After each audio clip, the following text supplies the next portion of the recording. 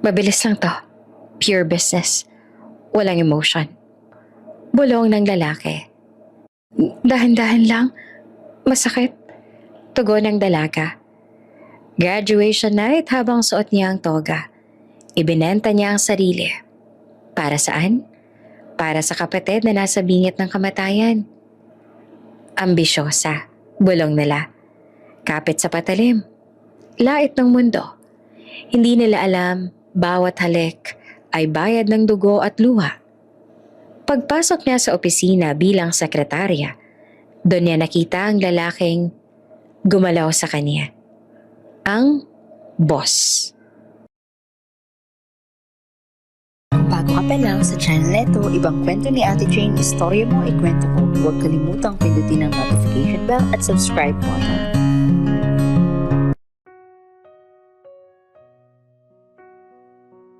Maingay ang gymnasium sa gabi ng graduation. Palakpakan, sigawan, tunog ng kamera. Isa-isang tinawag ang mga pangalan. Sa gitna ng lahat nakaupo si Leah Reyes. Tuwid ang likod, suot ang toga. May medalya na kumikislap sa dibdib. Cum laude. Isang salitang matagal niyang pinangarap marinig. Pero ngayong nandito na, parang walang dating. Ngumiti siya nang tawagin ang pangalan niya. Tumayo at naglakad sa entablado. Tinanggap ang diploma. May pumalakpak ng mas malakas. Ang nanay niya, si Alma. Napilit ang saya kahit namumugto ang mga mata. Sa isip ni Leah, dapat masaya siya. Dapat puno ang dibdib ng tagumpay. Pero may kurot na hindi mawala. Sa ospital, ilang kilometro lang ang layo, nakahiga ang bunso niyang kapatid na si Drew. Habang bumababa siya ng entablado, umaalingaw-ngaw sa isip niya ang boses ng doktor kaninang umaga. Kailangan po ng down payment ngayon din. Kung wala, hindi namin maipapangako ang schedule ng operasyon. Walang sigaw ang boses, walang galit. Pero iyon ang mas masakit. Dahil doon niya naramdaman kung gaanong kabigat ang salitang wala. Pagkatapos ng seremonya, nagsisiksika ng mga estudyante sa labas. May mga bulaklak, may yakap, may selfie. Si Leah tahimik na lumapit sa nanay niya. Anak, bungad ni Alma pilit na masigla. Ang galing mo. Proud na proud ako. Ngumiti naman si Leah, pero hindi umabot sa mata. Ma, kamusta si Drew? Saglit na natigilan ng nanay niya. Stable pa rin pero Leah, tumawag ulit ang ospital. Hinihingi na nila ang down payment. Kung hindi raw ngayon, hindi niya na pinatapos. Tumango na lang si Leah. Sanay na siyang hindi tapusin ang mga pangungusap na may salitang pera sa dulo. Sa gilid ng gym, may isang kaklase na lumapit. May hawak na bouquet. Uy, congrats! Cum laude? Treat mo kami ah? Tumawa si Leah. Isang maikling tawa na parang reflex. Soon, sabi niya kahit alam niyang hindi mangyayari yon. Pag-uwi nila, hindi na siya nagbihis. Umupo siya sa gilid ng kama, suot pa rin ang toga. Nakapatong sa mesa ang cellphone niya. May isang mensaheng paulit-ulit niyang binubuksan. Paulit-ulit ding isinasara. May kakilala akong pwedeng tumulong. Discreet. Isang gabi lang. Malaki ang bayad. Galing iyon sa dating kakilala ng nanay niya. Isang contact na minsang nag-alok ng racket noong nagkasakit si Drew. Noon, tinanggihan niya. Ngayon, iba na ang sitwasyon. Tumingin siya sa salamin. Kita niya ang sarili. Maayos ang buhok, malinaw ang mata. May medalya sa dibdib. Ito ba ang itsura ng isang ambisyosa? Naisip niya. O ito ba ang itsura ng isang ate na desperado? Pumasok ang nanay niya sa kwarto. Bitbit ang isang sobre ng mga resibo. Leah, may tumawag ulit. Hindi na siya nagtanong kung sino. Tumayo siya, marahang hinubad ang medalya at inalapag sa mesa. Katabi ng cellphone, parang biglang bumigat ang hangin. Ma, sabi niya ng dahan-dahan. Kung may paraan, kahit mahirap, gagawin ko. Napatingin si Alma sa kanya at naguluhan. Anak, anong ibig mong sabihin? Hindi siya sumagot.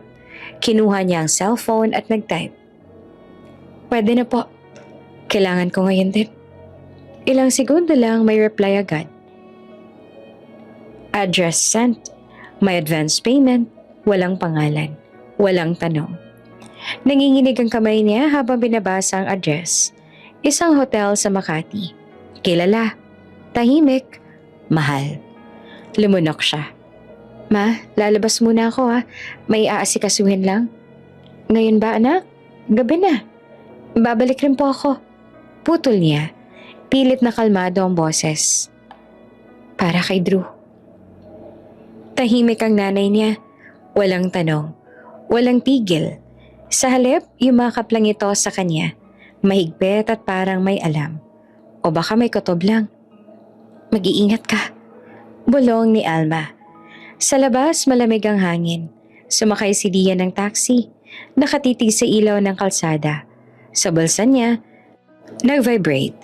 Isang notification mula sa bangko. Advance payment received. Napapikit siya. Totoo na, wala nang atrasan. Pagdating sa hotel, bumungad sa kanya ang mabangong lobby. Ang mga ilaw na parang walang pakialam sa bigat ng mundo. Lumapit siya sa front desk. Good evening. I have a reservation. Sabi niya na halos pabulong. Tumingin naman ang receptionist sa screen. Yes, miss. Room 2317. Enjoy your stay. Enjoy. Gusto niyang tumawa. Gusto niyang umiyak. Sa halip ay tumangulang siya at tinanggap ang keycard. Sa elevator, mag-isa siya. Nakatingin sa sarili sa salamin. Nakasuot pa rin ng simpleng dress. May bakas ang graduation sa ayos niya. Hinawakan niya ang toga na nakatiklop sa bag. Ito ba ang kapalit ng pangarap ko? Tanong niya sa sarili. Walang sumagot. Pagbukas ng elevator sa 23rd floor, tahimik ang hallway. Ang bawat takbang niya ay parang mas mabigat kesa sa una. Huminto siya sa harap ng pinto. 2317. Kinuha niya ang sobre na iniabot ng hotel staff kanina. Makapal, mabigat, pera. Nanginginig ang kamay niya habang dinidikit ang keycard. Huminga siya ng malalim. Sa likod ng pinto, hindi niya alam ang naghihintay. Ang alam lang niya, sa gabing ito, may kapalit ang lahat. At handa na siyang magbayad. Huminto si Lia sa harap ng pintuan ng hotel suite. Nanginginig ang kamay. Hawak ang sobre ng advance payment. Isang hakbang na lang at magbabago na ang lahat. Tahimik ang loob ng suite. Ibang klase ang katahimikan. Yung parang sinisip-sip ang tunog ng paghinga. Dim ang ilaw. Sapat lang para makita ang hugis ng mga muebles at ang makintab na salamin sa dingding. Nakatayo si Lia malapit sa pinto. Hawak ang strap ng bag niya. Parang huling sandalan. Hindi pa rin humuhupa ang panginginig ng kamay niya. Naroon ang lalaki. Nakatalikod sa kanya. Matangkad. Diretso ang tindig. May suot na dark jacket at ayon sa napag-usapan, may mask na bahagyang tumatakip sa mukha. Hindi pang party, hindi rin pang ospital. Simple, pero sapat para itago ang pagkakakilanlan. Discreet, sabi ng mensahe. Umupo ka, sabi ng lalaki sa mababang boses. Hindi malakas, hindi rin malambing. Diretso lang. Lumunok si Lia at umupo sa gilid ng kama. Ramdam niya ang lamig ng mga daliri niya kahit mainit ang kwarto. Sa isip niya, inuulit-ulit ang dahilan kung bakit siya naroon. Para kay Drew. Para kay Drew. Parang dasal na walang reliyon. Alam mo ang usapan. Dagdag ng lalaki. Nakaharap pa rin sa bintana. Mabilis lang. Pure business. Walang emotion. Tumango si Lia kahit inisigurado ko nakikita siya. Oo. Sagot niya na nanginginig ang boses. Alam ko. Humarap sa kanya ang lalaki. Sa ilaw, hindi niya makita ng buong muka. Mga mata lang. Madilim, walang mababasa. Walang ngiti. Walang pagkutya. Mas lalo siyang kinabahan. Mas madali sanang tiisin kung bastos, kung mayabang. Pero hindi. Lumapit ang lalaki at huminto sa harap niya. Kung ayaw mo pa, pwede ka pang umatras. Sabi niya na walang pagbabanta, walang pamimilit. Saglit na pumikit si Lia. Umatras. Naisip niya ang bunso niyang kapatid sa kama ng ospital. Ang mga tubo, ang mga mata niyang pilit na matapang. Hindi, mahina niyang sabi. Ayos lang. Tumango ang lalaki. Parang may desisyon na ang binitawan. Sabihin mo ko masakit. Hindi kita sasaktan ng sadya. Hindi niya alam kung anong mararamdaman sa pangungusap na yon. Parang may kaunting respeto, pero hindi nito binura ang bigat ng sitwasyon. Nang magsimula ang gabing yon, tahimik silang pareho. Walang halakak, walang usapan. May mga sandaling awkward, may sandaling masakit. Napapikit si Lia, napakagat sa labi. Dahan-dahan lang. Nakiusap siya minsan, hindi mapigilan. Masakit. Tumigil ang lalaki sandali. Sabihin mo lang, sagot niya. At ginawa niya, kontrolado. Parang ayaw ring magtagal sa eksenang yun. Sa pagitan ng katahimikan, naramdaman ni Lia na hindi siya tinatrato na parang bagay. Hindi rin parang minamahal. Parang kasunduan lang. Isang obligasyon na kailangang tapusin. May distansya kahit magkalapit. May lamig pero may hangganan. Pagkatapos tumayo ang lalaki at nagpunta sa mesa, kinuha ang isang envelope at inalapag doon, kasabay ng isang maliit na card. Nandiyan ang kabuuan, sabi niya. At ito? Lumapit si Lia at nanginginig ang tuhod. Tiningnan niya ang card. Walang pangalan. Isang logo lang ng kumpanya. Malinis ang disenyo. Profesional. Hindi niya ito pinansin ng husto. Masyado pang maingay ang loob ng dibdib niya. Salamat, sabi niya. Hindi niya alam kung kanino. Sa lalaki ba? O sa pagkakataon? Tumango ang lalaki. Hindi na tayo magkikita ulit. Sabi niya na parang kasiguruhan. Mas mabuti yun. Hindi niya na siya sumagot. Sa loob-loob niya, umaasa siyang tama iyon. Nagbihis siya ng tahimik. Kinuha ang envelope at ang card at lumabas ng suite. Sa hallway, mas malamig ang hangin. Mas malinaw ang isip niya. Pero mas mabigat ang pakiramdam. Sa elevator, sumandal siya sa dingding. Hawak ang bag na parang may lamang bato. Pagbukas ng elevator sa lobby, may pumasok na 2 tao. Napatingin siya sa salamin. Sa likod niya naroon ang lalaki. Nakatayo sa sulok, nakayuko ng bahagya. Sa biglang galaw, hindi niya alam kung aksidente o hindi. Napaluwag ang strap ng mask. Isang iglap lang, isang segundo, kita niya ang bahagi ng mukha. Ang panga, ang labi, isang matang matalim na parang pamilyar. Napasinghap si Lia. Nagtagpo ang mga mata nila sa salamin. Mabilis siyang ibinaling ang tingin, parang ayaw magtiwala sa nakita. Hindi, sabi niya sa sarili. Hindi ko nakita yan. Hindi ko dapat tandaan. Bumukas ang elevator at nauna na siyang lumabas. Mabilis ang hakbang. Hindi lumingon. Sa labas, huminga siya ng malalim. Parang unang beses sa buong gabi. Sa taxi pa uwi, hawak niya ang envelope at ang resibo ng operasyon na ipinadala ng ospital matapos ang bayad. Duguan ang pride niya. Iyon ang malinaw. Pero buhay ang pag-asa. At sa gabing iyon lang ang pinanghahawakan niya.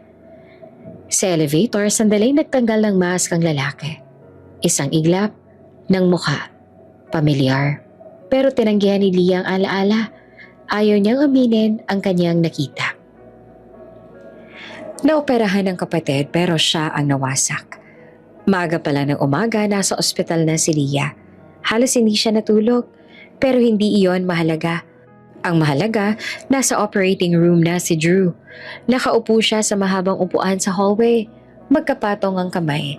Nakapikit pero gising ang isip. Bawat segundo ay parang humahaba. Kasama niya ang nanay niya. Tahimik lang, hawak ang rosaryo. Walang nag-uusap. Wala rin kailangang sabihin. Pareho nilang alam na nailabas na ang lahat ng pwedeng ipagbenta. Oras, lakas, dignidad para sa sandaling ito. Lumabas ang doktor makalipas ang ilang oras. Pagtingin pa lang ni Leah sa mukha nito, tumayo na siya agad. Successful po ang operasyon, sabi ng doktor. Stable na siya. Kailangan lang ng pahinga at bantay. Parang may biglang bumitaw sa dibdib ni Leah. Napahawak siya sa nanay niya. Salamat po. Paulit-ulit niyang sabi. Kahit hindi niya alam kung kanino eksakto nagpapasalamat. Sa doktor ba, sa pagkakataon, o sa sarili niyang nagawa. Nang makita niya si Drew sa recovery room, namuo ang luha sa mata niya. Maputla pero humihinga ng maayos. Bahagyang iminulat ng kapatid niya ang mata. Ate, mahina nitong sabi pero may ngiti. Salamat. Ngumiti naman si Leah. Buong lakas na pinilit.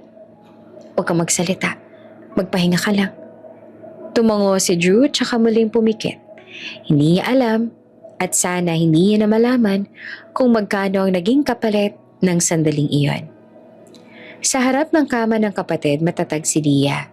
Maayos ang boses, maayos ang postura. Pero nang pumasok siya sa banyo ng ospital at maisara ang pinto, doon na siya bumigay. Sumandal siya sa pader. Dahan-dahan na upo sa sahig. Isang kamay ang nakatakip sa bibig niya para pigilan ang hikbi. Nanginginig ang balikat niya habang tahimik na umiiyak. Walang tunog, walang sigaw. Parang pagod na ang luha. Ito na ba yun? Tanong niya sa sarili. Tapos na ba? Pero hindi niya maramdaman ang tagumpay. Ang nararamdaman lang niya ay parang may nawala sa kanya na hindi na mababalik. Pag-uwi nila ng gabing yon, tahimik ang bahay. Natulog na ang nanay niya agad. Pagod sa emosyon at puyat. Si Leah pumasok sa kwarto. Binuksan ang bag na dala niya mula pa noong graduation night. Kinuha niya ang toga ribbon, malinis pa. May bahid pa ng saya na hindi niya naramdaman. Pinagmasdan niya ito sandali. Ito ba ang simbolo ng pangarap ko? Mahina siyang napatawa. Isang tawang walang saya. Sa dulo, hindi niya ito sinunog. Hindi niya rin tinapon. Tinupi niya ito na maayos at inilagay sa ilalim ng drawer, kasama ng card na may logo. Parang inililibing ang isang alaala. Hindi patay, pero ayaw niyang buhayin. Kinabukasan, nagsimula siyang mag-apply ng trabaho. Hindi pwedeng tumigil. May hospital bills, may gamot, may buhay na kailangang ipagpatuloy. Isa sa mga in-applyan niya ay isang malaking kumpanya sa Makati. Posisyon, Executive Secretary. Maganda ang sahod, may benefits, at hindi niya masyadong tinignan ng detalye. Ang tinignan lang niya ay kung sapat ba para sa pamilya. Tinawagan siya makalipas ang ilang araw para sa interview. Sa araw ng interview, maayos ang suot niya. Simple, profesional. Habang papasok siya sa lobby ng gusali, bigla siyang napatigil. Sa harap niya ay nakapaskil ang malaking logo ng kumpanya. Parehong-pareho ng logo sa card na iniwan sa mesa nung gabing yon. Nanlamig ang buong katawan niya. Parang may humigpit sa dibdib niya. Parang bumalik ang hangin ng hotel suite. Ang katahimikan, ang ilaw, ang boses. Hindi pwede. Bulong ng isip niya. Pero nandun na siya at kailangan niya ang trabahong yon. Huminga siya ng malalim at naglakad papasok. Sa lobby naman ng kumpanya, nakaditig si Leah sa logo. Kapareho ng nasa card mula sa gabing pilit niyang inilibing. Biglang bumalik ang lahat. Nanlamig siya, pero pumasok pa rin. Tahimik ang opisina sa umagang yon. Maaga pa pero ramdam na ni Leah ang bigat ng gusali. Malinis, malamig, parang walang puwang para sa pagkakamali. Nakaupo siya sa waiting area ng HR, hawak ang folder ng dokumento niya. Paulit-ulit niyang sinasabi sa sarili na trabaho lang ito. Wala siyang karapatang mag-isip ng kung ano-ano. Tinawag ang pangalan niya. Miss Leah Reyes? Tumayo siya agad. Yes? Congratulations! You passed the final interview. Sabi ng HR manager, you'll be assigned as an executive secretary to the president and CEO. May kaunting ngiti sa labi ng babae. Parang normal na balita lang iyon. Para kay Leah, Parang may bumagsak na mabigat sa dibdib niya. Sir Adrian Valle, dagdag ng HR, sabay tingin sa file. You'll be reporting directly to him. Hindi gumalaw si Leah. Adrian. Ang pangalan ay parang tumama sa kanya kahit hindi pa niya alam kung bakit. Pilit siyang ngumiti. Thank you, sabi niya. Kahit parang hindi sa kanya nanggagaling ang boses. Inihatid siya ng isang staff sa executive floor. Tahimik ang elevator. Habang umaakyat, ramdam niya ang panginginig ng tuhod niya. Kalma, hindi pa sigurado. Hindi lahat ng mayaman iisa ang mukha. Pilit niyang kinukumbinse ang sarili. Pagdating sa floor, bumungad ang mahabang hallway na may salamin sa magkabilang gilid. Itinuro ng staff ang pintuan sa dulo. That's the CEO's office. He's waiting. Waiting. Napalunok si Leah.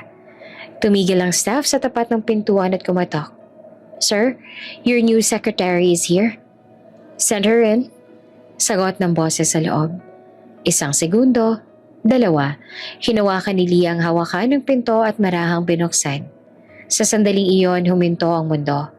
Nakatayo sa loob ng opisina ang lalaki. Nakasuit, maayos at walang mask. Parehong mata, parehong tindig, parehong presensya na minsan kinatakutan at kinapitan niya sa isang gabi na pilit niyang kinalimutan. Si Adrian Valle.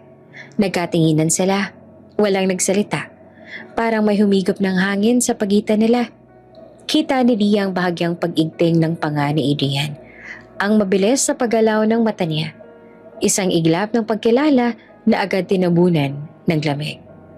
Si Leah ang unang gumalaw. Pumasok siya at isinara ang pinto sa likod niya. Parang normal na empleyado lang. Good morning, sir. Sabi niya na pilit steady ang boses. Tumango si Adrian, dahan-dahan.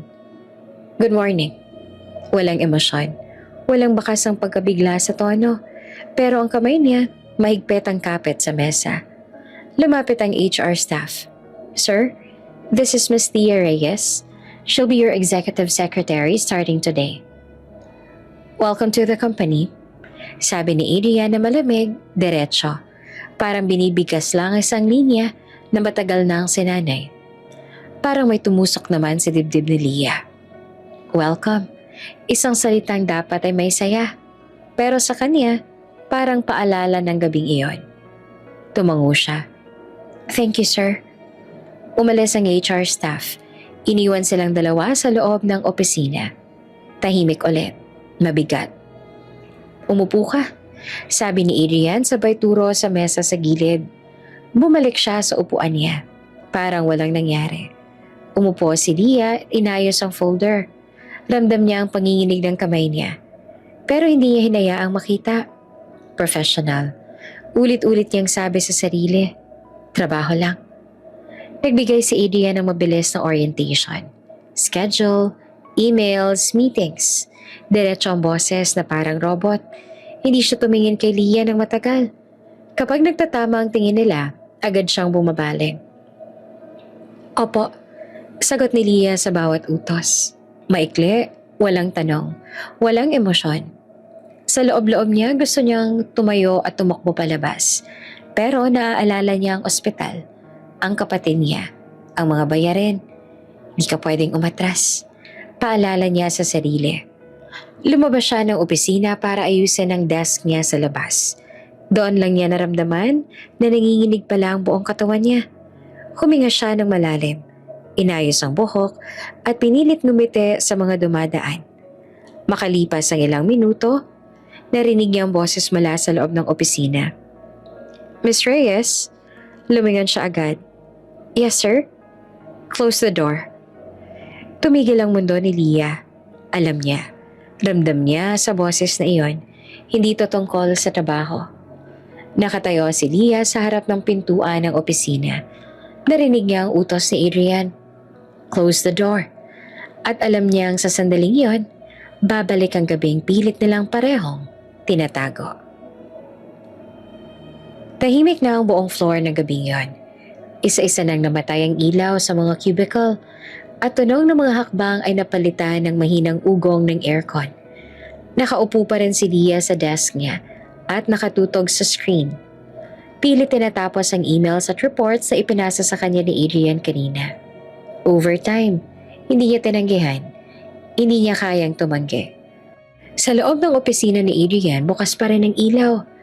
Naramdaman ni Lia ang presensya niya kahit hindi siya lumilingon. Parang may hinihilang hangin papunta sa pinto ng opisina. Pilit niya ang binaliwala. Nag-type pa rin kahit nanginginig ang mga daliri niya sa keyboard. Lumabas si Adrian makalipas ang ilang minuto. Tahimik ang hakbang, parang sinasadya. Tumigil siya sa tabi ng desk ni Lia. "Late ka pa," sabi niya sa mababang boses. "Opo sir, tatapusin ko lang po itong..." "Huwag na," putol niya. "Pwede bukas." Tumayo si Lia agad. "Okay po." Sandaling katahimikan. Walang ibang tao. Walang ibang tunog. Parang ang lapit ng mundo. Pero sobrang sikip. "Huwag mong sasabihin kanino man." Biglang sabi ni Adrian. Diretso ang tingin, walang paligoy-ligoy. Tumingin si Lia sa kanya. "Wala po akong balak," sagot niya agad. Hindi niya alam kung bakit kailangan pa niyang ipagtanggol ang sarili niya. Isang hakbang lang ang inilapit ni Adrian. Dalawa. Ramdam ni Lia ang init ng katawan niya. Ang tensyon na parang may sariling buhay. "Hindi to dapat mangyari," sabi ni Adrian. Parang sa sarili niya. "Ang alin po?" tanong ni Lia, kahit alam niya ang sagot. Biglang hinawakan ni Adrian ang braso niya. Hindi marahas pero matatag. At bago pa siya makapagsalita, hinalikan siya. Hindi yon marahan, hindi rin yon maingat. Parang galit, parang gutom. Parang gusto niyang burahin ang lahat. Ang alaala ng hotel, ang linya ng boss at empleyado, ang katahimikan sa pagitan nila. Napaatras si Lia. Tinulak siya ng bahagya. "Sir," nakahinga lang siya ng isang salita. Pero hindi tumigil si Adrian. Hinawakan niya ang bewang niya na mas mahigpit. Sa loob ng ilang segundo, naglaban ang isip at katawan ni Lia. Mali ito. Mali ito. Pero may parte sa kanya na pamilyar sa init. Sa bigat ng sandaling iyon, parte ng trauma. Parte ng attraction na ayaw niyang aminin. Huminto siya sa pagtulak at doon siya bumigay. Hindi yon tumagal. Walang lambing, walang pangako. Parang pareho nagmamadali. Parehong gustong matapos. Pagkatapos, sila ay nakatayo lang, magkalayo, parang walang nangyari. Si Adrian ang unang umatras, inayos ang suot. Bumalik ang malamig na muka. "Umalis ka na," sabi niya. Parang utos sa trabaho lang. Tumango naman si Lia. Kinuha niya ang bag niya at hindi na tumingin. Lumabas siya ng opisina ng diretso at sumakay ng elevator. At doon lang niya naramdaman na nanginginig na pala ang buong katawan niya. Kinabukasan may meeting. Maaga si Lia. Maayos ang ayos, may scarf sa leeg niya. Kahit hindi naman malamig, sa loob ng meeting room pumasok si Adrian na parang walang nangyari. Diretso ang boses. Profesional. Si Lia ay ganun din. Sumunod sa bawat utos. Nag-notes, walang emosyon sa mukha. Pero sa ilalim ng scarf, may marka sa leeg niya. Isang bakas ng gabing pilit na lang pareho ang tinatanggi. Habang nagsasalita si Adrian sa meeting, napansin ng isang scarf ni Lia. Mainit pa. Biro nito at napalunok si Lia. Alam niyang sa ilalim niyon, may sikreto na nagsisimula ng mahirap itago. Hindi na iyon minsan lang nangyari. Iyon ang unang bagay na malinaw kay Lia matapos ang gabing yon sa opisina. Akala niya isang pagkatulas lang, isang sandaling kahinaan na hindi na mauulit. Pero ilang araw lang lumipas at naramdaman na niya ang pattern. Ang katahimikan bago ang utos. Ang biglaang pagtawag ni Adrian kapag halos wala ng tao sa floor. "Miss Reyes?" Maririnig niya sa intercom. "Pumasok ka." Walang paliwanag, walang detalye. At tuwing papasok siya, laging pareho ang aura. Hindi boss na may meeting, kundi lalaking parang may hinahabol na sarili niyang multo. Sa una, sa loob lang ng opisina, mabilis. Tahimik, walang salita. Parang pareho nilang ayaw pangalanan ang ginagawa nila. Pagkatapos, babalik sa kani-kanyang pwesto na parang walang nangyari. Hanggang sa isang hapon, halos lahat ay nasa seminar sa labas ng building. Tahimik ang floor, masyadong tahimik. Tumayo si Dia para magtimpla ng kape sa pantry nang biglang lumitaw si Adrian sa likod niya. "Sumama ka," sabi niya na halos pabulong. "Sir, saan po?" Tanong niya kahit alam niya na ang sagot. Hindi siya sinagot. Naglakad lang siya papunta sa CR ng executive floor. Walang ibang tao. Sarado ang mga cubicle. Malamig ang ilaw. "Sir, dito?" Tanong ni Leah na kinakabahan. Isinara ni Adrian ang pinto at nilock. "Sandali lang," sabi niya. 1 minuto raw. Palaging ganon ang sinasabi. Parang kung mas maikli, mas madaling itanggi. Mabilis ang lahat. Palihim, habol hininga. Si Leah nakatingin sa pinto. Bawat tunog ay parang alarma. Ang isip niya, paano kung may pumasok? Paano kung may makakita? Pero sa kabila ng takot, may kakaibang lungkot na bumabalot sa kanya. Dahil sa mga sandaling iyon, ramdam niyang siya lang ang nandoon para kay Adrian. Wala siyang naririnig na tawag sa phone. Walang meeting. Walang mundo sa labas ang maliit na espasyong iyon. Pagkatapos ayusin ni Adrian ang suot niya, babalik ang malamig na mukha. "Bumalik ka na sa desk mo," sabi niya na parang normal lang. 1 beses, hindi na napigilan ni Leah ang tanong. "Sir, bakit ako?" Saglit na tumigil si Adrian, nakatalikod. "Huwag ka magtanong ng ganyan," sagot niya. Walang paliwanag, walang kasunod. Doon nagsimula ang guilt. Tuwing gabi kapag mag-isa na si Leah sa kwarto, tinatanong niya ang sarili niya kung bakit siya pumapayag. Alam niyang mali. Alam niyang siya ang talo sa sitwasyong yun. Pero bakit? Sa kabila ng lahat, hinahanap-hanap niya ang sandaling iyon. Kahit sandali lang na parang may halaga siya sa buhay ng isang taong malamig sa lahat. Isang hapon, habang nasa CR ulit sila, masyadong naging tahimik ang labas. Biglang may kumatok sa pinto. "Hello? May tao ba?" Boses iyon ng isang empleyado. Nanlaki ang mata ni Leah. Napahawak siya sa braso ni Adrian. Huminto ang mundo. Ang bawat segundo ay parang oras.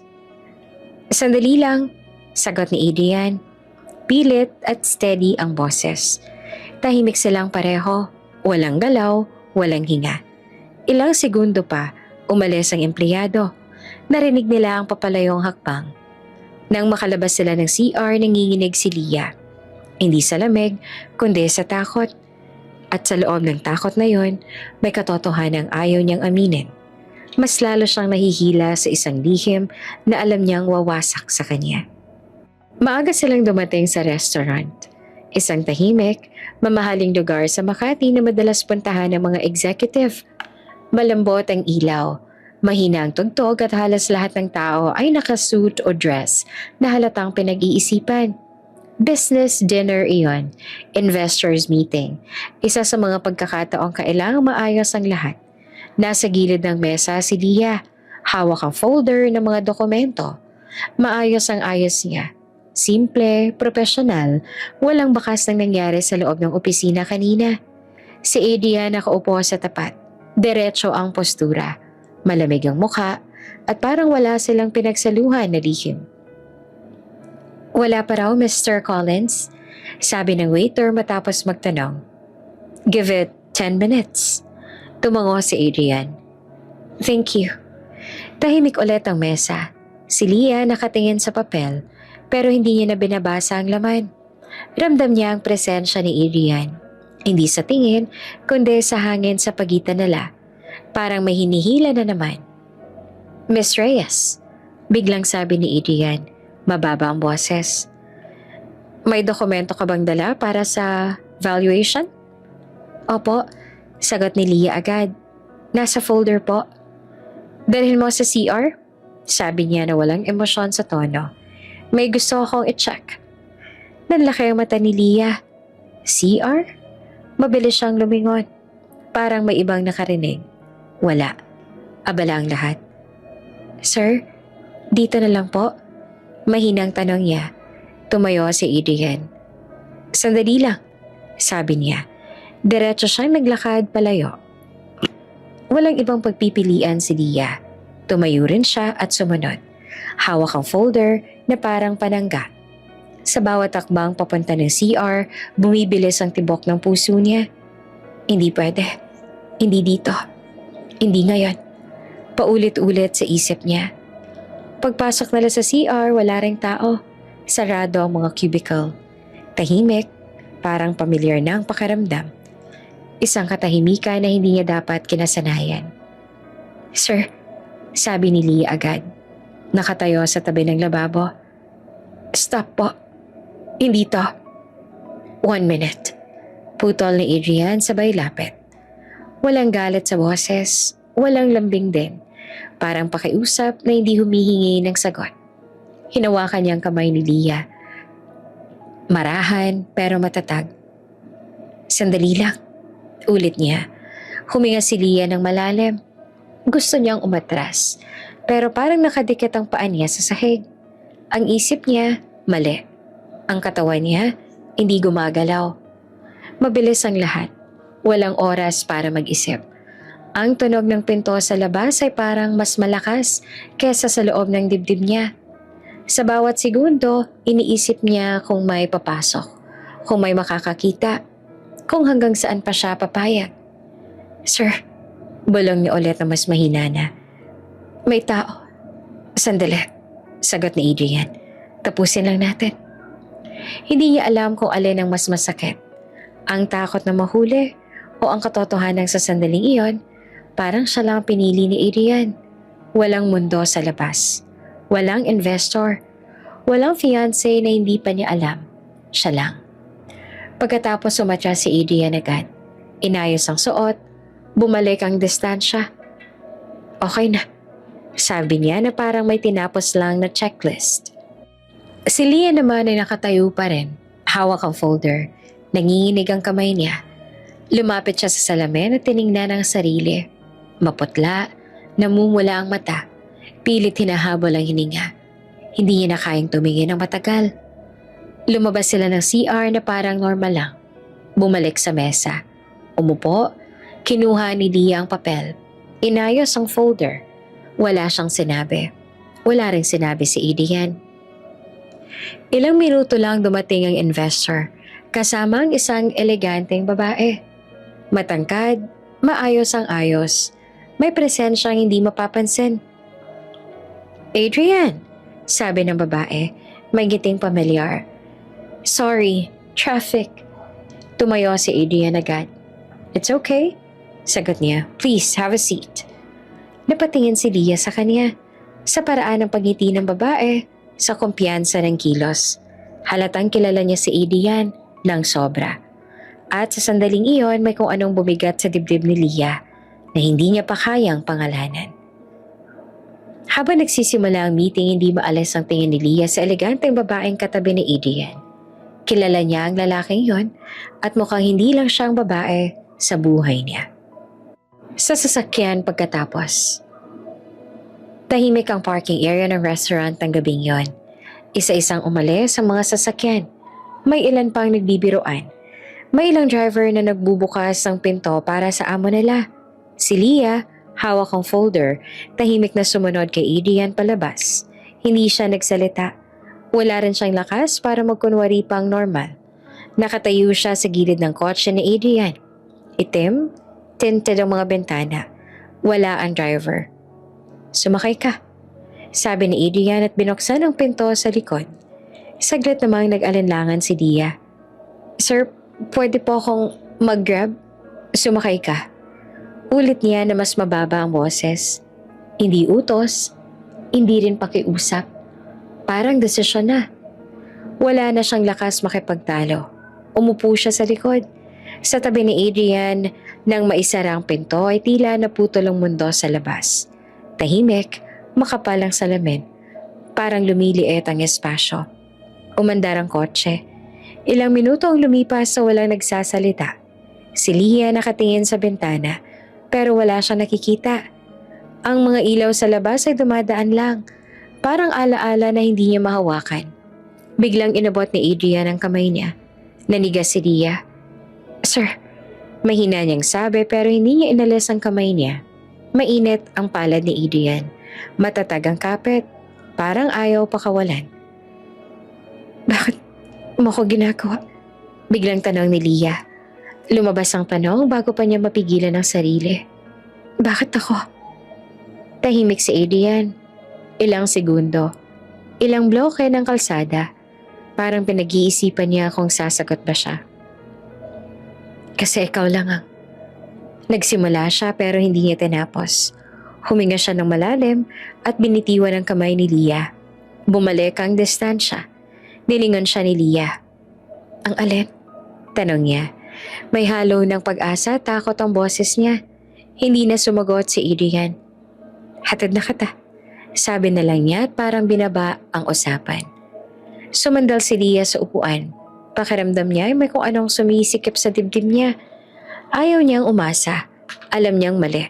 Alam niyang may hangganan ng lahat ng ito. Pero sa sandaling iyon, sa loob ng kotse, sa katahimikan, may parte sa kanya na gustong maniwala na may ibig sabihin siya. Pagdating sa tapat ng apartment niya ay bumukas ang pinto. "Good night," sabi ni Adrian. Malamig ulit ang tono. Parang wala nang bakas ang kanina. "Good night, sir." Sagot naman ni Lia at bumaba agad. Pagpasok niya sa apartment, sakalang bumigay ang katawan niya. Inilapag niya ang bag, umupo sa sofa at ipinikit ang mga mata. Pagod. Iyon ang una niyang naisip. Pagod sa trabaho, pagod sa emosyon, pagod sa sarili. Pumasok siya sa banyo para maghilamos, pero biglang may umangat sa sikmura niya. Napahawak siya sa lababo at nagsuka. 1 beses, 2. Napaupo siya sa sahig. Hingal. Pagod lang siguro. Bulong niya sa sarili. Stress lang. Pero hindi nawala ang kaba. Kinabukasan habang nasa opisina, parang mabigat ang ulo niya. Nahihilo siya. Ayaw niyang kumain. Sa CR, nakatitig siya sa sarili sa salamin. Sinusubukang hanapin ang paliwanag. "Huwag kang mag-isip ng kung ano-ano," sabi niya sa sarili. Hindi pwede. Pero nung pauwi na siya, huminto siya sa butika sa kanto. Matagal siyang nakatayo sa harap ng shelf, nakatitig sa mga kahon na alam niyang babago sa buhay niya. Kumuha siya ng isa. Sa counter, nanginginig ang kamay niya habang nagbabayad. Pag uwi niya, inilapag niya ang kahon sa mesa at napaupo sa kama. Tinitigan niya ang pregnancy test. Parang mas mabigat pa iyon kaysa sa sobre ng pera noon. Hindi pa. Hindi pwede. Hindi ngayon. Paulit-ulit sa isip niya. Pero alam niyang kailangan niyang malaman. Hawak ni Lia ang pregnancy test sa loob ng banyo. Nanginginig ang kamay niya habang humihinga ng malalim. Isang sagot lang ang pagitan ng takot at ng katotohanang hindi niya na kayang takasan. 2 linya. Tahimik ang banyo, masyadong tahimik. Nakatayo si Lia sa harap ng lababo. Hawak ang pregnancy test na parang babasagin. Nanginginig ang kamay niya. Hindi dahil sa lamig, kundi dahil sa kaba. Ilang segundo na ang lumipas. Pero pakiramdam niya ay oras na. Huminga siya ng malalim at tumingin. 2 linya. Hindi niya namalaya na napaupo na pala siya sa sahig. Nakahawak ang isang kamay sa bibig. Ang isa ay mahigpit pa ring hawak ang test. 2 linya. Walang paliwanag. Walang paligoy-ligoy. Diretso. Hindi. Mahina niyang bulong. Hindi pwede. Pinikit niya ang mga mata niya. Parang kapag pinikit niya, mawawala ang lahat. Pero pagmulat niya, nandoon pa rin ang 2 linya. Totoo, mabigat, hindi na mababawi. Umiyak siya, hindi malakas, hindi hysterical. Tahimik lang. Parang ubos na ang lakas. Paano? Anong gagawin ko? Anong sasabihin ko? Sunod-sunod ang tanong sa isip niya. Walang sagot. Kinabukasan, pumasok siya sa opisina na parang wala lang. Maayos ang suot, maayos ang ayos. Pero sa loob-loob niya parang may sumisigaw. Tuwing nakikita niya si Adrian, bumibigat ang dibdib niya. Kailangan kong sabihin. Paulit-ulit niyang sabi sa sarili. Kailangan niyang malaman. Pero si Adrian, laging busy. Laging may meeting. Laging may kausap sa phone. Kapag nasa opisina. Malamig, profesional, parang walang puwang para sa kahit anong personal. Isang beses, habang nag-aayos siya ng file sa loob ng opisina ni Adrian, naglakas loob siya. Sir, sabi niya na maingat ang boses. May sasabihin po sana ako. Hindi siya tiningnan ni Adrian. Mamaya na, sagot niya agad. May call ako. Tumango si Lia. Lumabas siya ng opisina na may bigat sa dibdib. Mamaya. Palaging mamaya. Lumipas ang mga araw at lalong nahihilo si Lia. Mas madalas siyang masuka. Pinipilit niyang itago. Ngumiti, magtrabaho. Ayaw niyang may makahalata. Isang gabi, late na naman, tahimik ang floor. Si Lia nag-aayos ang schedule ni Adrian nang pumasok ito sa opisina. Pagod ang itsura niya, pero may kung anong lambot sa mata na matagal niya nang hindi nakikita. Sir, sabi ni Lia, parang sa pagkakataong iyon lang siya nagkaroon ng lakas. Kailangan po katang makausap. Tumingin si Adrian sa kanya. Saglit ay parang may gustong sabihin. Pero bago pa siya makapagsalita, tumunog ang phone niya. Napatingin siya sa screen. Wait, sabi niya kay Lia sabay sagot ng tawag. Hello? Tahimik si Lia. Hindi niya sinasadyang marinig, pero malinaw ang boses sa kabilang linya. I'm coming, love, sabi ni Adrian na mababang boses, pero may lambing na hindi niya kailanman narinig para sa kanya. Naniga si Lia. Tumalikod si Adrian at naglakad palayo, patungo sa bintana. Yes, I'll be there, dagdag niya. Parang may ngiti sa boses. Parang may pumutok naman sa loob ng dibdib ni Lia. Love? Sino? Bakit? At kailan pa? Ilang segundo lang ang tawag, pero sapat na para gumuho ang lahat ng pinanghahawakan niya.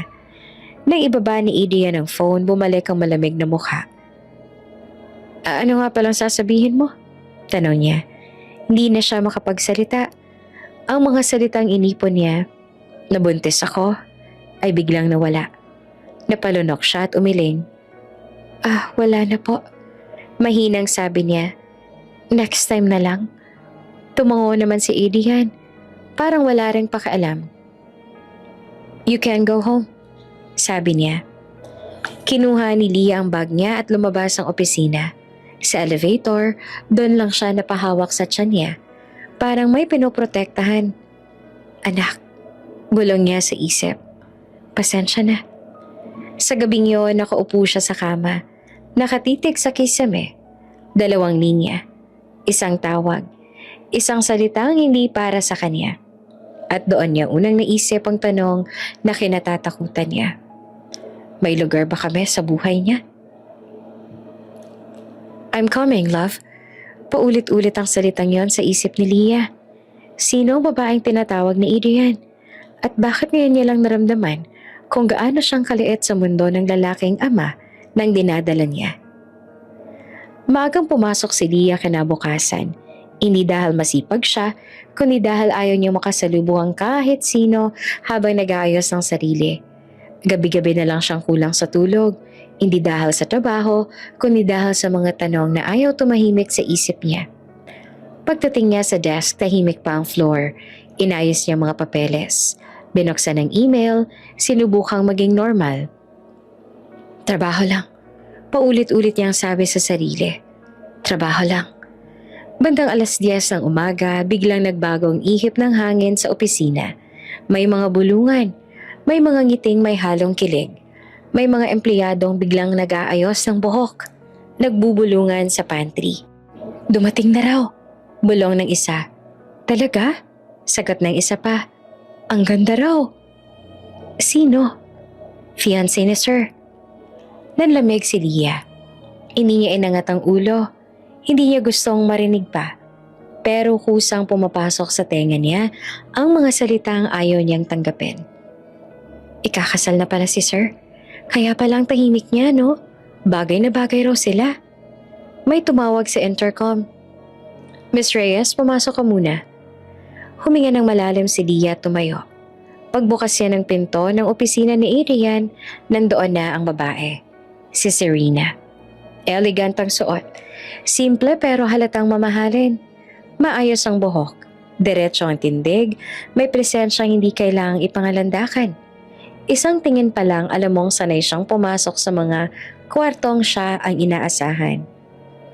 Ah, this must be Leah, sabi ni Serena na may ngiting magaan. Hi! Good morning po, sagot ni Leah. Pilit na steady ang boses. Welcome po. Tumango si Serena. Salamat. Ikaw palang assistant ni Adrian. Opo, sagot ni Leah. Secretary. Gusto niyang itama, pero hindi niya na ginawa. Napatingin siya kay Adrian. Tahimik ito at may kung anong pilit sa postura. Hindi malamig, pero hindi rin komportable. Serena will be around today, sabi ni Adrian na parang memo lang. She'll sit in for some meetings. Opo, sagot naman ni Leah. Tumalikod siya agad para ayusin ang schedule. Ayaw niyang magtagal sa loob. Sa labas, kumalat na ang balita. May mga empleyadong palihim na sumisilip. May mga nagbubulong-bulong. May mga nagtatangkapang umite kay Leah na parang may alam. Ako palang walang karapatan. Pumasok sa isip niya. Hindi siya nagtanong noon. Hindi niya inalam. At ngayon, malinaw ang linya. Siya, ang lihim, si Serena, ang legal. Buong araw nasa paligid si Serena. Mabait sa lahat. Marunong makisama. May mga tanong tungkol sa kumpanya na halatang matagal niya nang naririnig. Sanay. At sa bawat sagot ni Adrian kay Serena, may lambing na hindi kayang itago. Hindi malakas, hindi lantad, pero malinaw. Isang tingin, isang ngiti sa gilid ng labi. Mga bagay na hindi niya kailanman natanggap. Sa isang meeting, napansin ni Leah ang paraan ng pag-upo ni Serena sa tabi ni Adrian. Natural, parang matagal na nilang ginagawa iyon. Parang may puwang na hindi niya kailanman mapapasukan. Pagkatapos ng meeting, naglakad si Leah papunta sa pantry para uminom ng tubig. Nanginginig ang kamay niya nang isali ng tubig sa baso. Leah, tawag ng boses sa likod niya. Lumingon siya. Si Serena iyon. Yes po, sagot ni Leah. Relax ka lang, sabi ni Serena na nakangiti.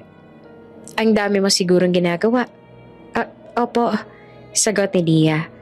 Part po ng work. Tumango si Serena. Saglit na katahimikan. Tinitigan siya ng babae. Hindi halata, pero ramdam ni Leah ang pagsusukat. Matagal ka na ba kay Adrian? Tanong ni Serena, casual ang tono. Hindi po, sagot ni Leah agad. Ilang buwan pa lang po. Sabi ni Serena. Mukhang tiwala siya sa'yo. Napangiti si Leah, pilit. At trabaho lang po. Ngumiti naman si Serena pabalik. Pero sa mga mata niya, may kung anong matalim. Parang may babala na hindi binibigkas. Pagbalik ni Leah sa desk, dumaan si Adrian. Saglit lang ang tingin pero sapat para maramdaman niya ang tensyon. Hindi siya iniiwasan. Sa halip ay parang mas madalas pa siyang lapitan. Mga utos na pwedeng i-email. Biglang tanong na pwedeng ipasa sa iba. Mas lalo pang palihim ang lapit. Mas lalo pang masakit. Sa hapon tinawag ulit siya ni Adrian sa opisina. Pagpasok niya ay naroon si Serena, nakaupo sa sofa. Leah, sabi ni Adrian, pakiprint itong documents. Opo, sagot niya agad. Bago siya tuluyang makalabas, nagsalita si Serena, nakangiti. Ikaw ba ang secretary? Opo, sagot ni Leah na humarap. Ang lapit mo kay Adrian, sabi ni Serena na may ngiti pa rin, pero may bigat ang bawat salita. Nanlaki ang mata ni Leah, hindi siya agad nakasagot.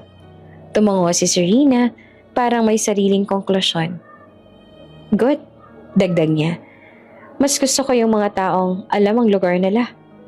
Nanatili ang ngiti, pero malinaw ang banta.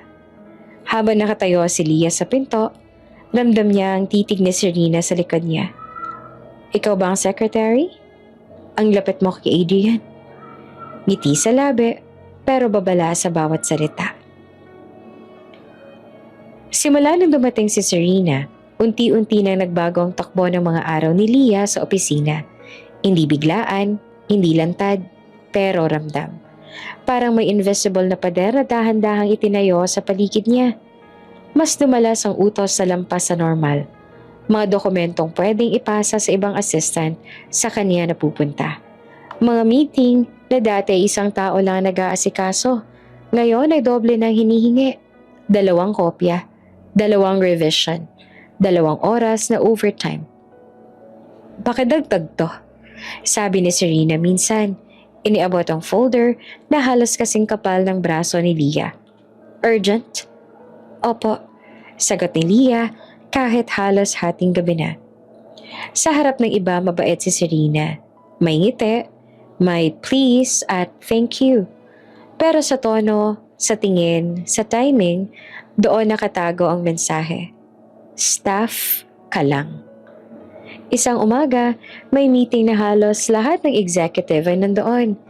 Si Leah ang nag-set ng projector, nag-ayos ng handouts.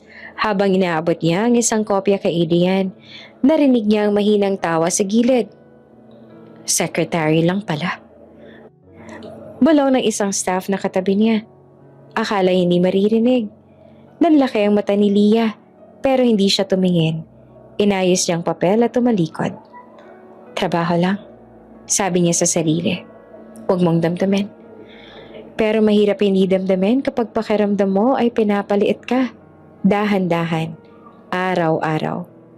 Sa harap ni Serena, tahimik si Adrian. Walang pagtatanggol, walang paliwanag. Parang mas pinili niyang huwag gumawa ng eksena o huwag pumili. Ngunit sa likod ng pinto ng opisina, kapag halos wala ng tao, hinahabol niya si Leah. Sandali lang, sabi ni Adrian isang gabi. Hinawakan ang braso niya sa hallway. Huwag ka munang umuwi. Sir, overtime na po ako. Sagot ni Leah na pilit naman ng ngiti. May kailangan pa po akong tapusin. Please, sabi ni Adrian na mas mababa ang boses. Isang salitang bihira niyang gamitin. Pumasok sila sa opisina. Isinara ni Adrian ang pinto. Tahimik, mabigat. Bakit ka lumalayo? Tanong ni Adrian ng diretso. Huminga naman ng malalim si Leah. Dahil kailangan? Sagot niya. Dahil malinaw na. Hindi ganon. Kung mahal mo ako. Putol ni Leah na nanginginig ang boses. Bakit parang secret lang ako? Natigilan si Adrian. Tahimik, ilang segundo lang lumipas na parang walang hangin. Hinintay ni Leah ang sagot. Kahit anong sagot, wala. Hindi siya sumigaw, hindi siya umiyak. Tumango lang siya. Parang may napagtanto. Okay po, sabi niya. Alam ko na. Tumalikod siya at lumabas. Hindi na hinabol. Kinabukasan, mas mabigat ang pakiramdam ni Leah. Mas madalas siyang nauuhaw. Mas madalas nahihilo. Sa gitna ng meeting, nakaramdam siya ng biglang kirot sa tiyan. Napahawak siya sa mesa. Pilit nang umingiti para hindi mahalata. Sa CR, napansin niya ang bahid ng dugo sa tissue. Nanlamig ang buong katawan niya. Hindi na siya nagdalawang isip. Nagpaalam siya sa HR at dumiretso sa clinic. Habang naghihintay, hawak niya ang bag niya na parang lifeline. Anak, kapit ka lang. Bulong niya sa isip. Tinawag siya ng doktor. Maikli lang naging check-up, pero sapat para magdilim ang mundo niya. May spotting ka, sabi ng doktor na seryoso ang muka. Kailangan mong mag-ingat. Bawal ka ma-stress or delikado ang baby. Parang may humampas sa dibdib ni Leah. Tumango siya, hindi makapagsalita. Paglabas niya ng clinic, tumingin siya sa cellphone. May missed call mula kay Adrian. 1 beses, 2, 3. Hindi siya tumawag pabalik. Bawal ka ma-stress or delikado ang baby. Paulit-ulit ang babalang yon sa isip ni Leah habang hawak niya ang tiyan. Sa unang pagkakataon, malinaw ang desisyon na kailangan gawin, kahit masakit. Hindi na natulog si Leah ng gabing yon. Naupo siya sa gilid ng kama, hawak ang ultrasound na bagong kuha mula sa klinik. Maliit na papel ang iyon. Itim at puti, pero parang mas mabigat pa sa lahat ng desisyong ginawa niya sa buong buhay niya. Sa isip niya, paulit-ulit ang boses ng doktor. Bawal ka ma-stress, delikado ang baby. Baby. Sa unang pagkakataon, hindi na lang takot ang naramdaman niya. May proteksyon, may paninindigan. Kinuha niya ang laptop at binuksan ng isang blankong dokumento. Matagal siya nakatitig sa screen bago nag-type. Resignation letter. Maikli, diretso, walang emosyon, walang paliwanag. Personal reasons. Iyan lang ang nakalagay. Alam niya kapag nagpaliwanag pa siya, baka umatras siya at ayaw niya nang umatras. Kinabukasan, pumasok siya sa opisina na parang ordinaryong araw. Maayos ang suot, maayos ang ayos ang buhok. Walang makakahalata na iyon na pala ang huli. Inilagay niya ang resignation letter sa sobre at iniabot sa HR. May notice period po ba? Tanong ng HR. Anda po ako mag-render kung kailangan. Sagot naman ni Leah, pero sa loob-loob niya, umaasang hindi na. Lumabas siya ng HR office na parang walang nangyari. Bumalik sa desk niya at sinimulang ayusin ang mga files, schedules, contacts, notes, lahat ng iniwan niya sa loob ng mga buwan na yon. Parang nililinis niya ang bakas ng sarili niya. Bandang hapon tumunog ang phone niya, si Adrian. Tinitigan niya ang screen, isang beses, dalawa, tatlo. Hindi niya sinagot. Binaba niya ang phone at nagpatuloy sa pag-aayos ng mesa. May isang sobre siyang inihanda. Sa loob nito ay ang ultrasound at isang maikling sulat. Hindi mahaba, hindi rin dramatiko. Diretso lang ang katotohanan. Buntis ako, sa'yo ang bata. Balak niyang iwan niyon sa mesa ni Adrian. Balak lang.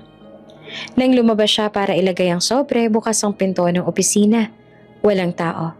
Tahimik, pumasok siya. Lumingon siya sa paligid. At dito siya unang natakot. Dito siya unang bumigay. Dito rin siya umasa kahit hindi dapat. Lumapit siya sa mesa ni Adrian at tinalapag ang sobre. Hawak niya ito ng ilang segundo. Parang mabibigat ang mga salitang nasa loob. Sa isip niya, naririnig niya ang boses ni Adrian. Wait, mamaya na. Kinuha niya ulit ang sobre. Hindi niya na iniwan. Hindi pa siya handa. At baka ako rin. Sabi niya sa sarili. O baka alam niya na ang sagot at ayaw niya lang marinig. Huling beses siyang tumingin sa opisina. Walang luha. Parang naubos na. Tumalikod siya at lumabas. Isinara ang pinto ng dahan-dahan. Walang ingay, walang paalam. Kinabukasan, nag-empake siya. Kaunti lang ang gamit. Damit, dokumento, mga resibo. Tinawagan niya ang nanay niya at sinabi ang desisyon. Walang tanong, walang pagtutol. Parang alam na rin ito. Mag-iingat ka anak, sabi ni Alma. Kung saan ka man pumunta, mahal ka namin. Umuwi siya sa probinsya, sa isang lugar na tahimik. Malayo sa Makati, malayo sa gusaling may salamin at mga lihim. Doon siya magtatago. Doon siya magsisimula ulit. Sa opisina, hinanap naman siya ni Adrian. Nasaan si Leah? Tanong niya sa desk. Sir, nag-resign na po. Sagot ng staff. Kahapon, nanigas si Adrian. Resign? Opo, personal reasons daw po. Tinawagan niya si Leah, ngunit walang sagot. Nag-text, ngunit walang reply. Pumunta siya sa apartment, sarado. Wala nang mga gamit. Huli na. Sa bus terminal, hawak ni Leah ang ticket. Nakaupo sa bangko, tahimik ang paligid. Umupo siya ng maayos at inilagay ang kamay sa tiyan niya, marahang hinimas. Anak, bulong niya. May halo ng takot at tapang. Tayo na lang muna ha? Umandar ang bus at sa paglayo ng mga ilaw ng lungsod, alam niyang wala nang babalikan. Pero may binubuo siyang mundo na hindi niya ipagpapalit kanino man. 7 taon na ang lumipas na parang isang mahabang buntong hininga. Hindi madali ang naging buhay ni Leah. Matapos siyang umalis sa Maynila sa probinsya, nagsimula siya ulit. Walang titulo, walang koneksyon, walang karangyaan. Pero may isang bagay siyang pinanghahawakan, katahimikan. Doon niya inalagaan ang sarili niya. Doon niya pinalaki ang anak niya. Maaga pa lang ng umaga, gising na siya. Binuksan niya ang maliit na pwesto sa harap ng bahay. Isang simpleng negosyo na unti-unting lumago. Hindi malaki ang kita, pero sapat. May mga suki, may mga ngiting pamilyar, may mga araw na pagod, pero may saysay. Mama, tawag ng batang lalaki mula sa loob. Late ka na. Ngumiti naman si Leah. Sandali lang, Kian. Tatapusin ko lang to. Si Kian ay 7 taong gulang. Malinaw ang mata. Matalas ang isip. Mahilig magtanong. Mahilig magbasa. At mahilig humawak sa kamay ni Leah kapag naglalakad sila sa palengke. Minsan, tinititigan siya ng mga tao at sinasabing kamukha ng nanay. Minsan, hindi. Habang nag-aalmusal sila, tahimik lamang si Leah. Nagbubuhos siya ng gatas. Naghiwa ng tinapay. Normal na umaga. Hanggang sa biglang nagtanong si Kian. Mama, sabi ng bata na nakasubo pa. San si Daddy? Hindi iyon ang unang beses na tinanong ito. Pero bawat beses, parang unang beses pa rin na tumama sa dibdib ni Leah ang tanong. Saglit siyang natigilan. Tiningnan niya ang anak. Inosente, walang alam sa mga lihim na minsan nagpabago sa buhay niya. Wala. Sagot niya na maikli. Diretso, walang detalye. Wala? Ulit ni Kian na naguguluhan. Paano yun? Hinaplos ni Leah ang ulo ng anak niya. Ganon talaga. Minsan. Hindi na nagtanong pa si Kian. Tumango lang at bumalik sa pagkain. Si Leah naman ay napatingin sa mesa. Pinigilan ang luha. Pasensya na. Bulong niya sa sarili. Hindi pa. Sa hapon, dumalaw si Drew. Mas matangkad na ngayon, mas malusog. May trabaho na rin sa bayan. Sa bawat tingin niya kay Leah at kay Kian, may halo ng saya at guilt sa mata niya. Ate, sabi ni Drew habang nagkakape sila. Kung hindi dahil sa'yo, umiling si Leah. Tama na, putol niya. Ayos ka na, iyon ang mahalaga. Tumango si Drew, pero alam niyang may utang siyang hindi mababayaran, kailanman. Sa gabi matapos patulugan si Kian na upo si Leah sa harap ng maliit na TV, pinataysin din niya ito, parang walang mapili, hanggang sa biglang lumabas ang isang balita sa screen. CEO Adrian Valle pumasok sa listahan ng mga pinakamayaman sa bansa. Nanlaki ang mga mata ni Leah. Lumabas ang larawan. Mas matanda ng kaunti pero pareho pa rin ang mga mata. Mas malamig, mas matatag. Sa ibaba ng headline may dagdag na linya. Rumored engagement. Parang humigpit ang dibdib ni Leah. Hindi siya huminga agad. 7 taon na ang lumipas. Pero sa isang iglap, bumalik ang lahat. Ang hotel, ang opisina, ang mga salitang hindi nasabi. Pinatay niya ang TV. Sa katahimikan ng gabi, narinig niya ang mahimbing na paghinga ni Kian mula sa kwarto. Tumayo siya at sinilip ang anak. Nakayakap sa unan. Payapa. Hindi mo kailangan ng mundo niya. Bulong ni Leah. Sapat na ako. Pero sa loob ng dibdib niya may sugat na hindi tuluyang nagsara. At alam niyang sa sandaling iyon, ang katahimikan na pinili niya ay muling sinusubok. Maingay ang mall. May tugtog ng Pasko kahit hindi pa Disyembre. May mga batang tumatakbo. May mga magulang na nagmamadali. At may mga ilaw na pilit ginagawang masaya ang araw ng lahat. Hawak ni Leah ang kamay ni Kian habang naglalakad sila sa gitna ng mga tindahan. Mommy, ice cream? Tanong ni Kian na nakatingin sa kiosk. After natin bumili ng notebooks, sagot ni Leah. Promise. Ngumiti. Tumango ang bata at mas sumigpit ang hawak sa kamay ng nanay niya. Simple lang ang lakad nila. Grocery, school supplies, konting window shopping. Isang ordinaryong araw. Isang araw na akala ni Leah ay ligtas. Hanggang sa may dumaan sa harap nila. Isang lalaking naka-dark blazer. May kasamang 2 tao na halatang assistant or security. Diretso ang lakad. Sanay sa espasyong maraming mata ang nakatingin. Sa isang iglap, parang may humila sa paningin ni Leah. Huminto siya. Huminto rin ang lalaki. Nagtagpo ang mga mata nila.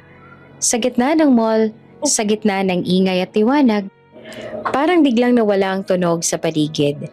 Nakita ni Leah ang unti-unting pamumutla ng mukha ng lalaki. Ang bahagyang pag-angat ng balikat na parang hindi makahinga. Si Adrian. 7 taon. 7 taong sinubukan niyang ilibing ang mukha na iyon sa likod ng trabaho. Anak. At katahimikan. At ngayon, naroon siya. Totoo. Malapit, hindi na sa screen lang. Nanigas si Leah. Ang unang instinct niya ay humawak ng mas mahigpit sa kamay ni Kian. Pero sa gulat, nakawala ang bata. Mommy! Sigaw ni Kian sabay takbo palayo. Natuwa sa malaking Christmas display sa gitna ng mall. Kian! Tawag ni Leah na mabilis na humakbang. Hindi niya napansin ang lalaking paparating sa kabilang direksyon. Hanggang sa isang kamay ang biglang humawak sa balikat ng bata. Muntik na, sabi ng lalaki at marahang hinila si Kian palayo sa paparating na tao. Napatigal si Leah. Si Adrian ang humawak sa kaanak niya. Napayuko si Adrian at parang tiyaking ayos ang bata. At sa sandaling iyon, nakita niya ang mukha ni Kian ng malapitan. Ang hugis ng mata, ang ilong, ang paraan ng pagkunot ng noo kapag naguguluhan. Parang may tumama sa sikmura niya. Okay ka lang? Tanong ni Adrian sa bata. Mababa ang boses. Opo, sagot ni Kian at tumango. Thank you po. Tumingin si Adrian sa bata. Mas matagal kesa dapat. Parang may hinahanap. Parang may kinikinalang ayaw niyang paniwalaan. Lumapit si Leah at hinila si Kian palapit sa kanya. Pasensya na po, sabi niya. Pilit na kalmado ang boses. Mabilis kasi ang tumakbo. Nag-angat ng tingin si Adrian. Doon sila muling nagtagpo ng mata. Mas malapit, mas malinaw. Kilala ni Leah ang pagkabigla. Ang mga tanong na gustong sumabog pero pinipigil. Leah, mahina niyang sabi. Parang takot na takot bigkasin ng pangalan. Hindi siya sumagot. Yumuko lang siya at inayos ang bag ni Kian. Huwag ngayon, sabi niya sa sarili. Pero si Adrian, hindi niya napigilan ang sarili. Muli siyang tumingin sa bata. Bakit? Nagsimula siya tapos ay huminto. Lumunok. Bakit parang ako?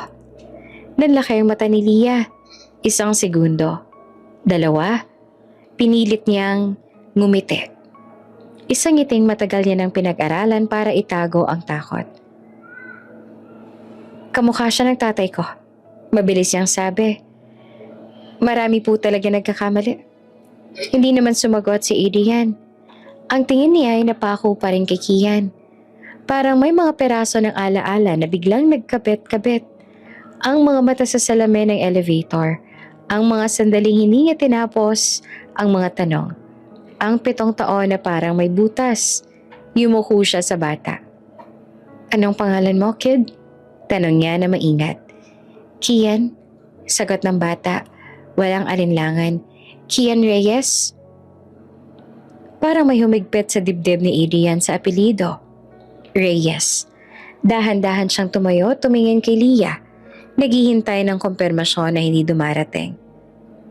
Salamat po, sabi ni Leah sabay hawak sa balikat ng anak. Uuna na po kami. Tumalikod siya at bago pa siya panghinaan ng loob. Hinila niya si Kian palayo. Mabilis ang hakbang. Sa likod niya naramdaman niya ang titig ni Adrian. Mabigat, naguguluhan at puno ng tanong. Mommy? Bulong ni Kian habang naglalakad sila. Kilala mo ba yon? Huminga si Leah ng malalim. Hindi, sagot niya. Kahit may kirot ang salita. Hindi na. Hindi siya lumingon. Hindi siya huminto. Alam niyang kapag ginawa niya, baka bumigay siya. At hindi pa siya handa. Sa gitna ng mall na iwan si Adrian. Nakatayo sa tabi ng Christmas display. Hindi niya alam kung bakit nanginginig ang kamay niya. Hindi niya alam kung bakit parang may hinahanap siyang matagal nang nawawala. Ang alam lang niya, may batang tumakbo sa harap niya na hindi niya kayang kalimutan. Hindi na nakatiis si Adrian. Habang papalayo si Leah kasama si Kian sa loob ng mall, may kung anong humihila sa dibdib niya. Isang pakiramdam na hindi niya kayang ipagwalang bahala.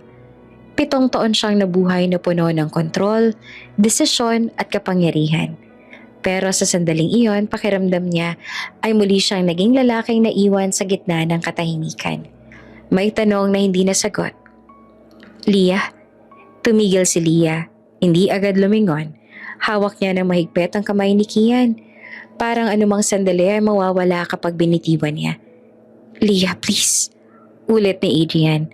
Mas mababa ang boses. Hindi CEO, hindi boss. Isang lalaking may takot. Dahan-dahan siyang lumingon. Pag-usapan natin. Sabi ni Adrian na walang utos, walang yabang. Kahit ngayon lang. Tumawa si Leah. Isang maikling tawa na may halo ng sakit. Pag-usapan? Tanong niya. 7 taon kang wala, Adrian. Naniga si Adrian. Hinahanap kita. Sagot niya agad. Nawala ka. Bigla ka na lang. Umalis ako. Putol ni Leah. Nanginginig ang boses pero matatag. Dahil wala akong lugar sa buhay mo. Tahimik si Kian sa pagitan nila. Tumingala siya sa nanay niya, tsaka sa lalaking nasa harap nila. Mommy? Tanong niya na inosente. Kilala mo ba siya? Napapikit si Leah. Parang iyon na ang pinakamasakit na tanong sa buong araw. Bumaba si Adrian sa harap ng bata. Hindi niya alam kung bakit niya ginawa. Siguro dahil ayaw niya nang tumingin pababa mula sa mundo niyang mataas. Lumuhod siya. Pantay ang mata nila ni Kian. Hello? Sabi niya na maingat. Pwede ba kitang makilala? Tiningnan siya ni Kian. Nag-isip sandali. Siyaka tumite ng bahagya. Ako po si Kian. Sabi niya. 7 years old. Parang may humigpit sa dibdib ni Adrian sa bawat salita. 7. Parehong bilang ng taon na nawala si Leah. Parehong bilang ng mga taon. Hindi niya alam na may batang ganito sa mundo. Nice to meet you, Kian. Sabi ni Adrian. Pilit ang boses. I'm Adrian. Tumayo agad si Leah. Tama na.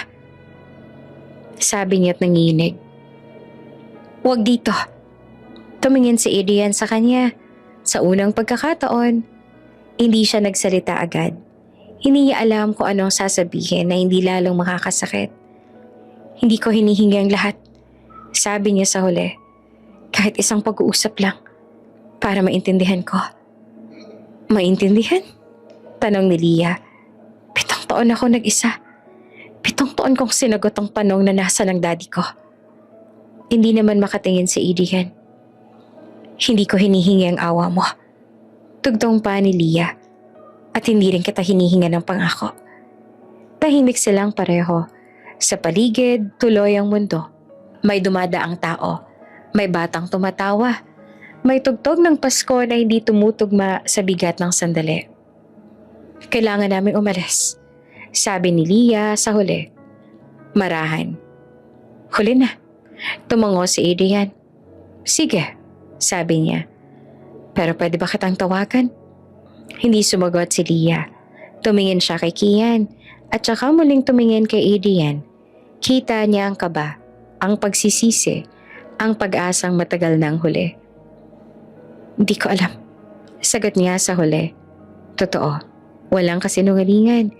Hinawakan niya ulit ang kamay ng anak at naglakad palayo. Sa bawat hakbang, pakiramdam niya ay bumalik ang bigat. Pero may halo na rin kakaiba. Hindi pag-asa, hindi rin galit. Isang tanong lang na hindi na kayang itago. Sa likod nila, nananatiling nakatayo si Adrian. Hindi niya sila sinundan. Alam niyang hindi pa iyon ang oras. Pero sa unang pagkakataon, matapos ang 7 taon, malinaw sa kanya ang isang bagay. May anak siya at hindi niya nahahayaang mawala ulit. Sa sasakyan pa uwi, tahimik si Kian. Hawak niya ang laruan na binili nila kanina. "Mommy?" Tanong niya bago pumasok sa subdivision. Mabait yung kuya kanina. Napangiti si Ria, pilit. "Oo," sagot niya. "Mabait." "Pwede ba natin siyang makita ulit?" Tanong ni Kian. Parang wala lang. Hindi naman agad sumagot si Ria. Tumingin siya sa daan, tsaka hinaplos ang buhok ng anak. "Tingnan natin," sabi niya. Sa labas ng bintana, dumaan ang mga ilaw. Parang 7 taon ng katahimikan na unti-unting nabubuksan. Hindi pa tapos ang sugat. Hindi pa buo ang sagot. Pero may isang hakbang nang nagaganap. Pero minsan, sapat na muna iyon. Bago ka pa lang sa channel neto, ibang kwento ni Ate Jane, istorya mo, ikwento ko. Huwag kalimutang pindutin ang notification bell at subscribe button.